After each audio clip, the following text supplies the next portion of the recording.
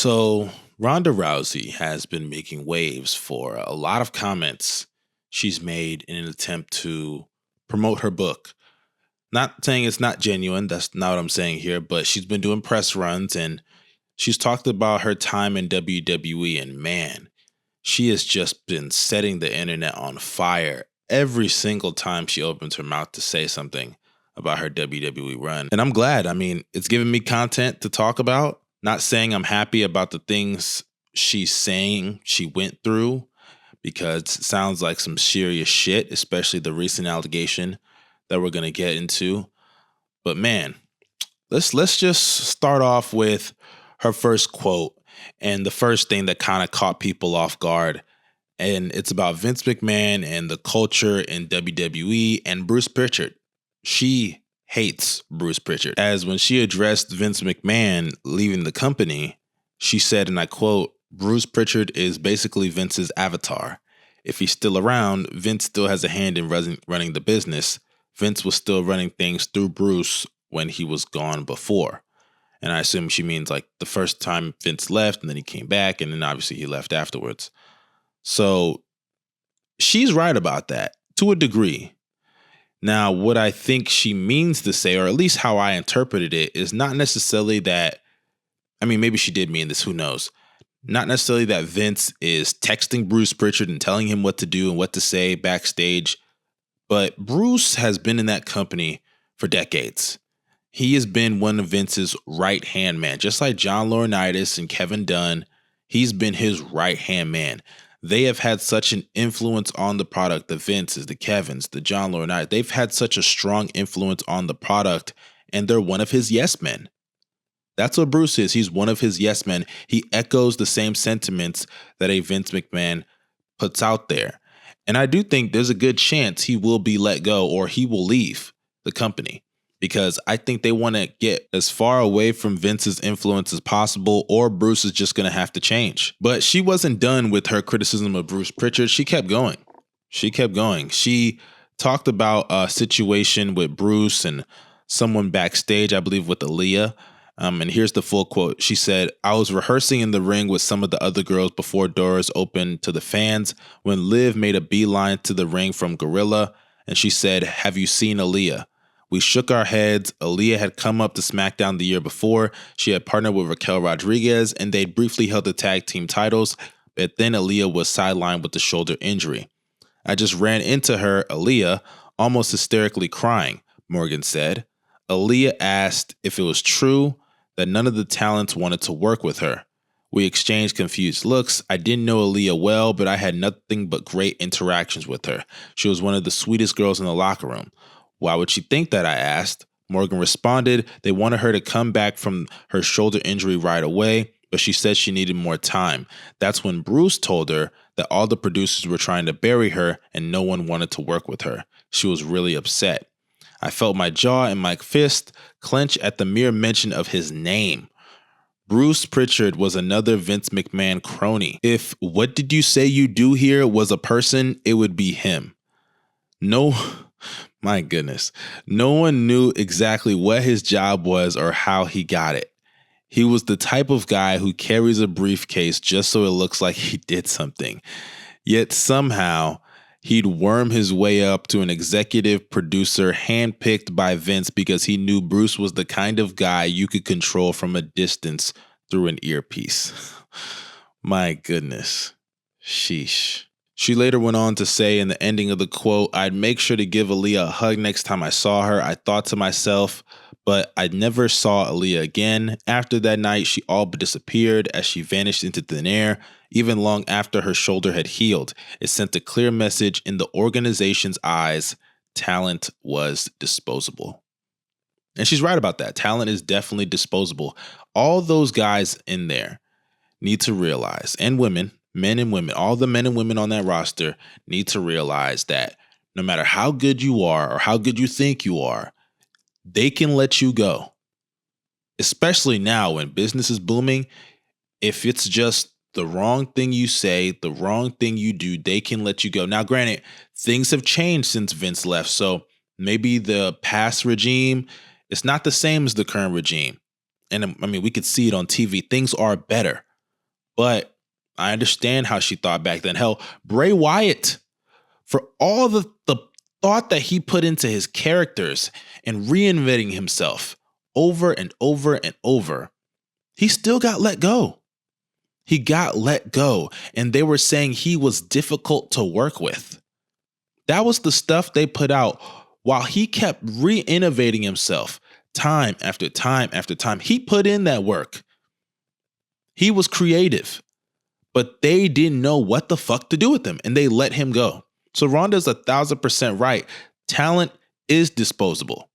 Now, as far as what she said about Bruce Pritchard, this isn't anything new. We know who guys like Bruce Pritchard, John Laurinaitis, and Kevin Dunn are. They're the yes men.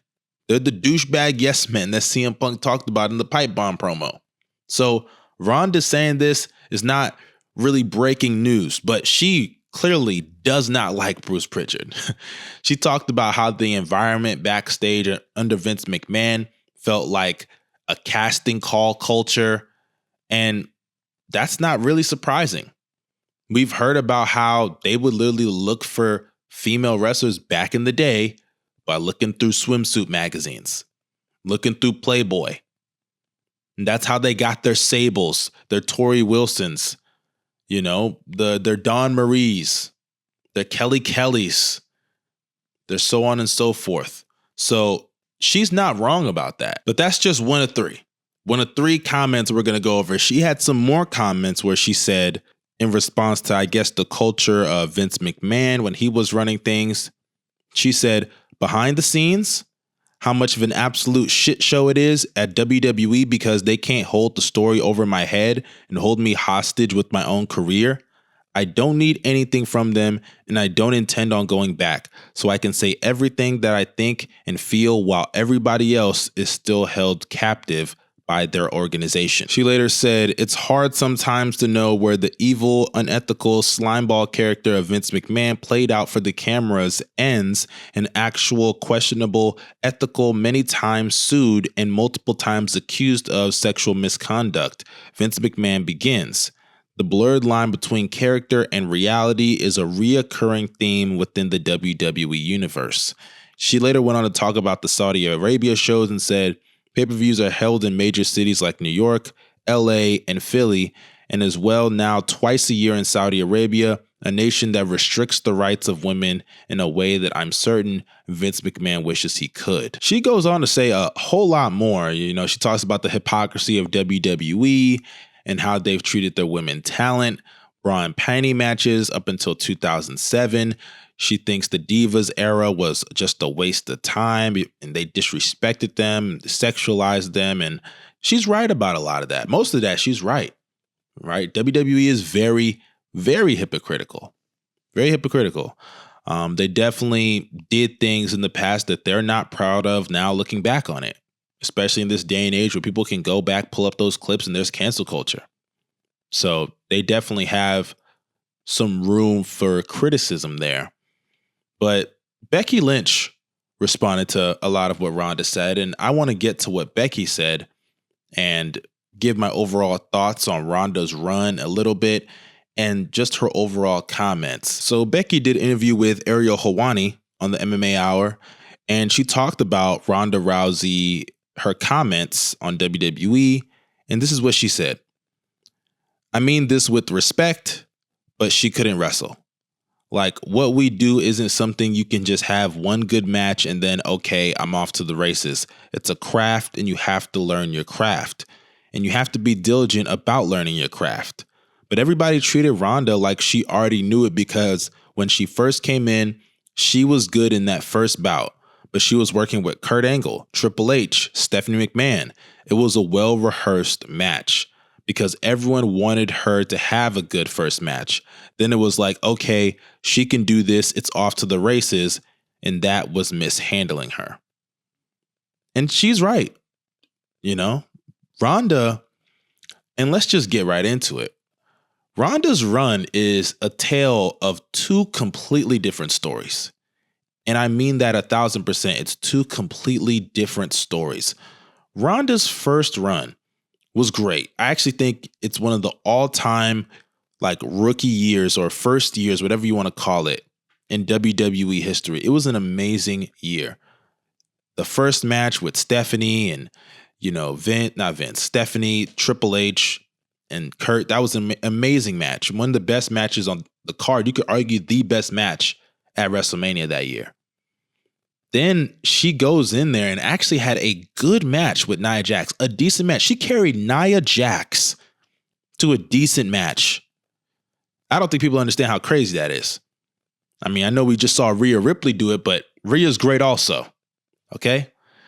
Then she had that squash match with Alexa Bliss that I actually thought was a squash match, to be fair, but it was fine. She won the title. She would defend the title on Raw in really good matches. Whether they're rehearsed or not, they were good matches. She had a great match with Charlotte Flair at Survivor Series. I remember at the Royal Rumble the next year while she was still champion, she had a good match with Sasha Banks. She had some really good matches in that first run, right? And then obviously she lost the title at Mania to Becky and Charlotte Flair in that triple threat. Or not and Charlotte, but Becky in the triple threat with Charlotte. Now, that run, if Ronda just retired, that would have been fine. That would have been one of the greatest, what ifs maybe of all time. What if Ronda Rousey came back? How big of a star could she have been if she continued? But unfortunately, she did come back. And that second run was insanely underwhelming. Hell, I wouldn't be shocked if that second run is a big reason why they didn't do another all-women's pay-per-view. As we all remember, that Evolution show, that show would not have happened if Ronda Rousey was not in that company. If Ronda Rousey was not in that company, bringing in the attention and the buzz that she brought in, and they could center that show around her, it would not have happened. I don't care how white hot Becky Lynch was. I don't care that the fucking Bellas came back. Ronda Rousey not being there does not open that floodgate. Hell, I'll even go this far. Ronda Rousey not being there doesn't open the floodgate for them to do their first ever women's main event at WrestleMania that year.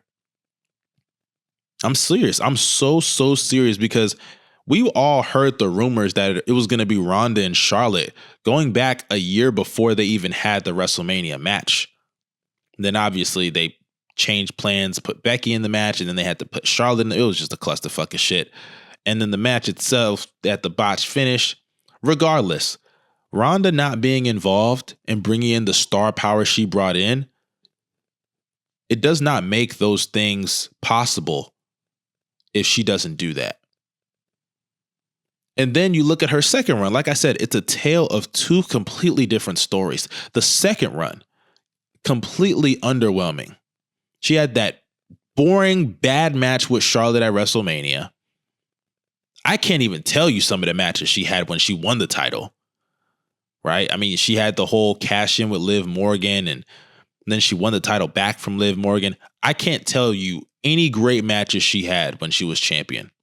I'm sure there might have been a couple of them, a couple of decent matches, but for the most part, her work wasn't that good. And Becky has a point.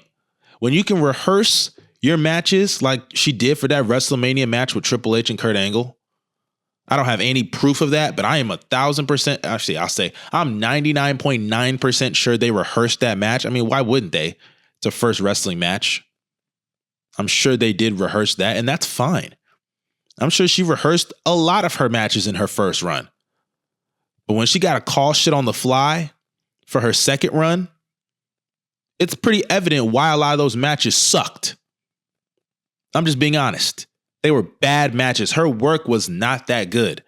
And then it culminated in that snooze fest of, what was it, the MMA rules fight with Shayna Baszler. That match was trash. That was a trash match. And it sucks that that's probably going to be the last image of Ronda Rousey that we ever see. And hey, maybe she'll come back. Who knows? Everybody says they won't come back. I mean, we just saw CM Punk come back.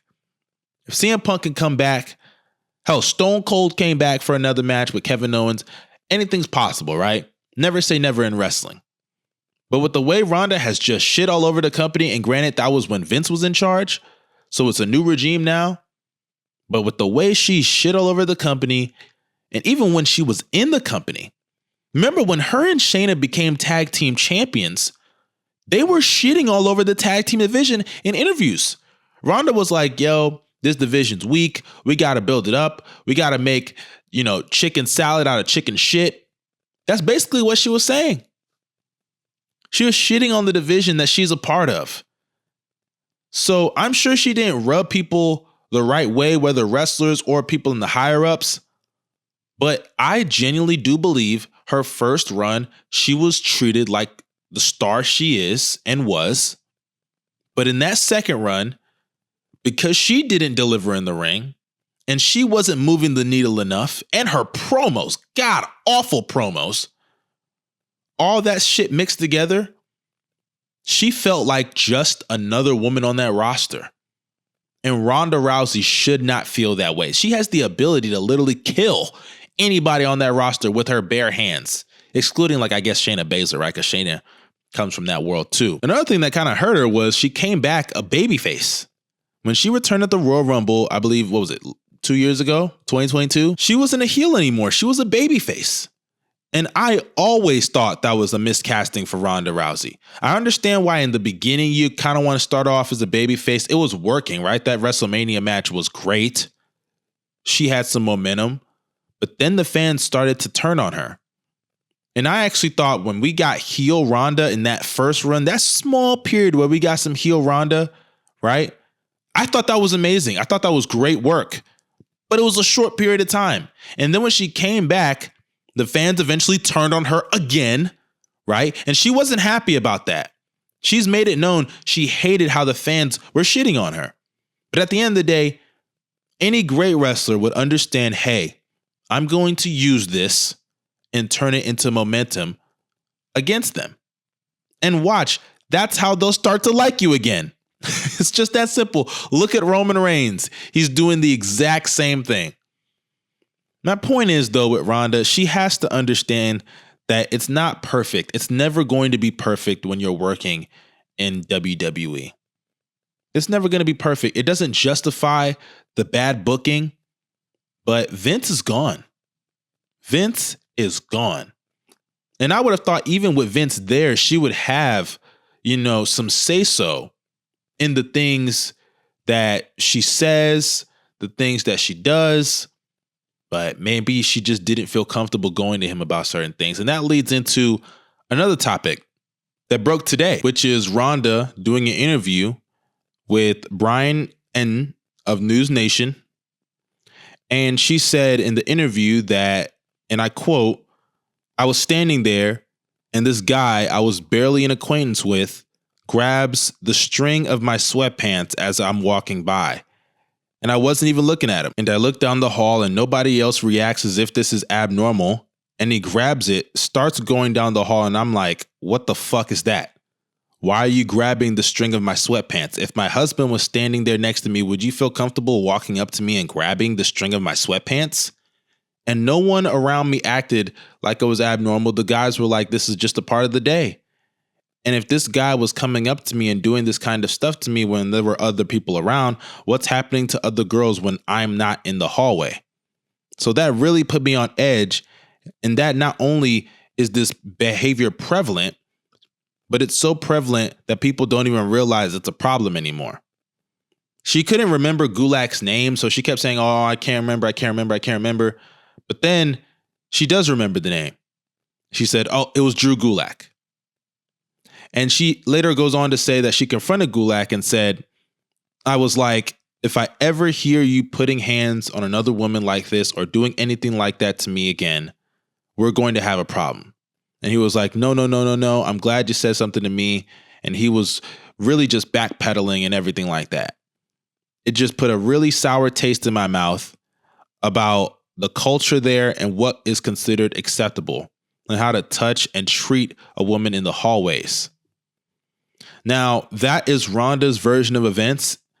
Drew Gulak responded like almost immediately after he responded in a tweet. And he said, Backstage at a WWE event in 2022, I saw Ronda talking with the group in the hallway. I stopped to say hi and shake their hands, and in an attempt to shake her hand, I accidentally touched her drawstring. Complete accident, and one that I had apologized to her for the mishap. Now, I'm going to say this.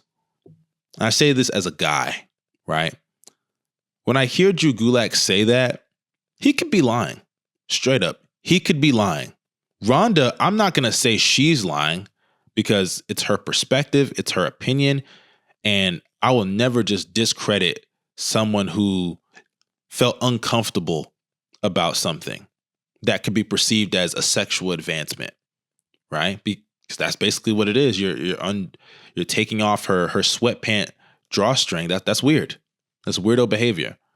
You don't know this woman like that. Maybe y'all spoke here and there, but you don't know her enough like that to do that. And even then, she didn't ask for you to do that. So that's weird. That's strange behavior. And Drew Gulak, I believe, is a producer for the company. He's not a wrestler, but I think he's a producer. He's a backstage producer for that company. So for him to be doing that in the position that he's in, it's not like he's a Kevin Dunn or anything, but that's weird. You're a producer. You're a trainer at NXT. You're supposed to be building up that young brand. So you can't be having him doing stuff like that. But I look at Drew Gulak's point of view, right? And I hear what he said.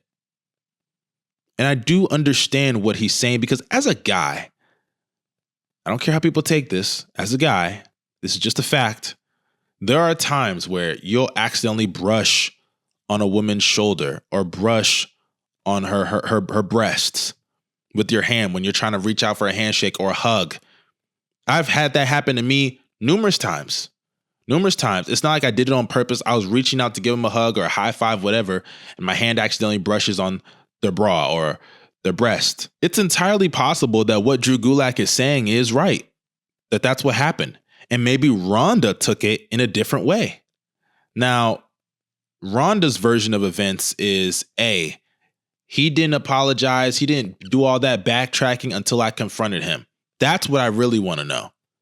And Drew didn't really address that. He just said complete accident and I apologized to her.